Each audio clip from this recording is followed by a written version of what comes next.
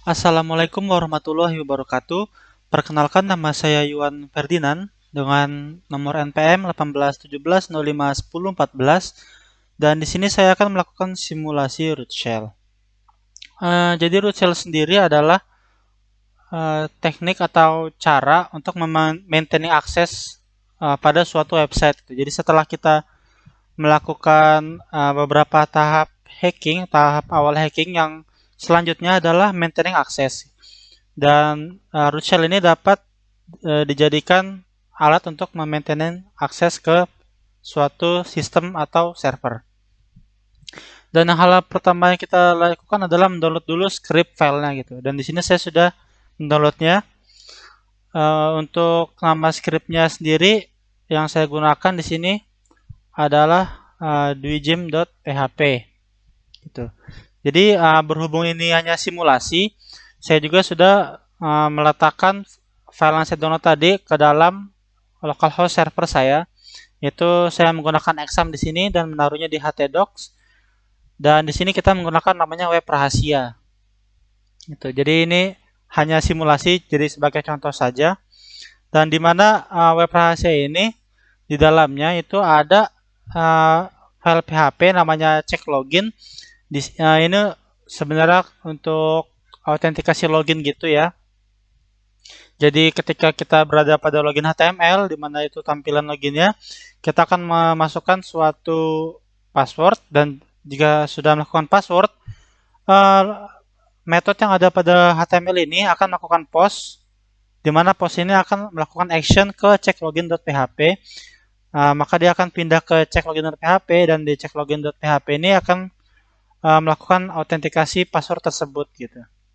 Jika dia benar akan lanjut, jika salah maka akan tampil password keliru. Dan di sini sebenarnya anggapannya kita tidak tahu menahu apa yang ada di dalam folder web rahasia ini gitu. Jadi andai kata terdapat suatu web rahasia, di sini namanya tadi web rahasia.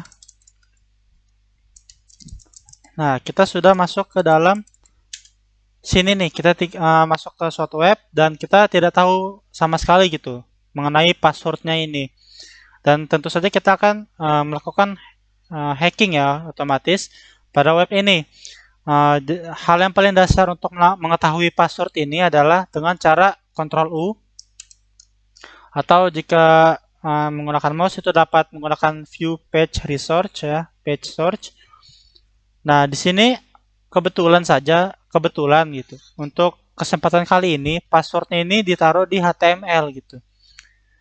Jika pada website-website lain, website elit misalnya seperti pendidikan gitu, atau keamanan negara dan lain-lain, itu tidak mungkin ada di sini passwordnya itu.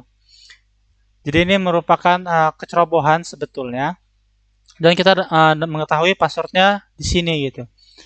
Jadi seandainya kita masukin passwordnya, kan kita udah tahu tadi nama passwordnya itu aku bingung, kita masukkan.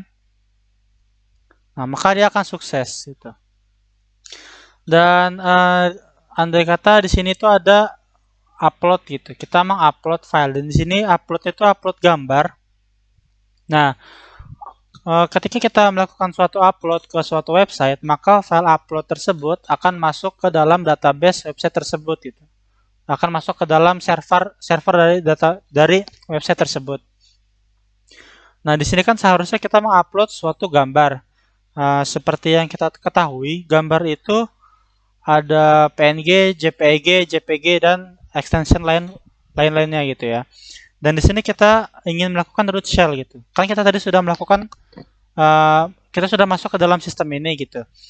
Bagaimana caranya supaya kita dapat maintaining akses ke dalam server tersebut gitu. Jadi mau 1 bulan atau 2 bulan ke depan gitu, walaupun si developer itu mengganti password tadi yang dari aku bingung entah menjadi saya bingung atau kamu bingung, kita tetap dapat mengetahui password tersebut gitu. Bagaimana caranya? Yaitu mengupload script dari root shell tersebut gitu. Dan di sini kita menggunakan dwijim.php. Sebenarnya banyak script lain untuk melakukan root shell gitu. Cuman pada kesempatan kali ini saya menggunakan dwijim.php. Oke, langsung saja kita upload filenya. Kita upload, open.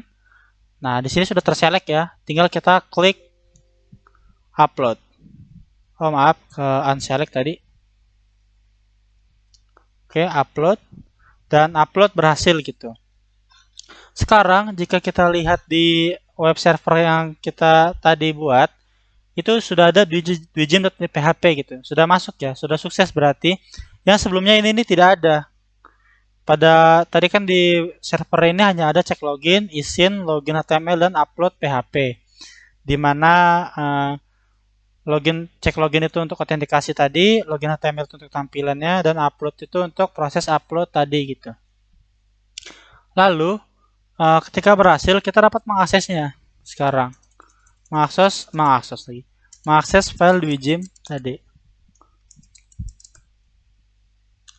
Oke.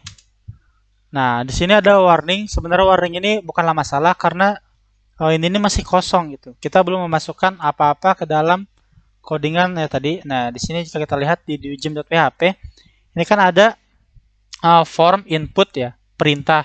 Nah, perintahnya ini kita inputnya kan di sini dan kita belum mengisikan apa-apa.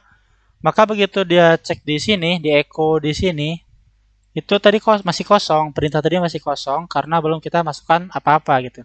Jadi bisa kita abaikan. Sekarang kan kita tadi nggak tahu tuh di dalam web server itu ada apa saja isinya. Kita tinggal melakukan perintah-perintah yang ada pada shell ya, atau mudahnya pada Linux itu. Misalnya kita dir untuk mengecek direktori apa saja yang berada dalam web server tersebut dijalankan. Nah, di sini maka akan tampil pada directory Windows volume dengan serial number sekian, terdapat pada web rahasia, folder web rahasia, itu ada dwijim.php, ada isin, ada login, ada upload, dan ada cek login ya.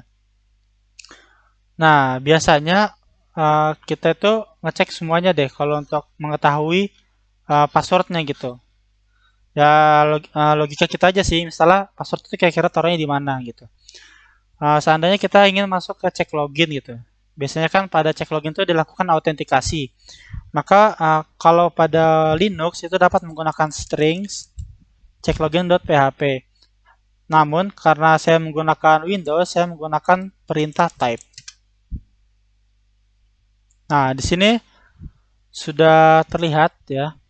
Nah, ini passwordnya udah ada. If password aku bingung, jika passwordnya itu yang di input kita tadi itu passwordnya aku bingung, maka dia akan menampilkan sukses. Jika tidak else, maka password keliru gitu. Nah, di sini kan seandainya developer itu melakukan pergantian password gitu, maka kita akan segera mengetahui password yang terbarunya gitu. Itulah yang dimaksud maintaining access pada suatu web server gitu. Jadi kita dapat masuk kembali gitu. Kita membuat celah agar kita bisa keluar masuk ke server tersebut. Demikian dari saya penjelasan mengenai root shell sederhana. Lebih dan kurang saya mohon maaf. Wassalamualaikum warahmatullahi wabarakatuh.